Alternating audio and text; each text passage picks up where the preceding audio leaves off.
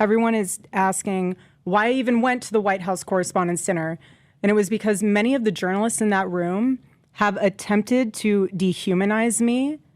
And I wanted to meet some of them face to face, quite frankly.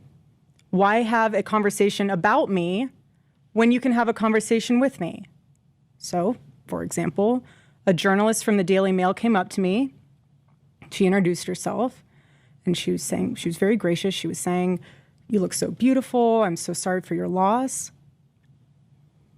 To which I replied, "It is so nice to put a name to the face, especially with all of the slander, the lies, accusations that are out there surrounding my husband's murder and myself."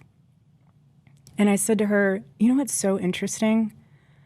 This is my first time at the White House Correspondents' Dinner, and I find it so fascinating, the dynamic that is going on right now, because everyone is all dressed up, and you guys are co-mingling in and out of each other's cocktail parties. And so for one night, you are able to put aside all of your differences for the sake of freedom of speech. And then by Monday morning, things will go back to being an absolute bloodbath between all of you." To which she replied, literally, she said, "I know. Isn't it special, right? Isn't tonight so special?" And following that conversation, it was time to take our seats, and we went into the big ballroom where the dinner was. And one of the first things I noticed when I walked into that room was quite literally the proximity of the opposing outlets to one another. So you have one table here that's Politico, and another table here that's Fox, and another table here that's WAPO, and you're all crammed together, elbow to elbow.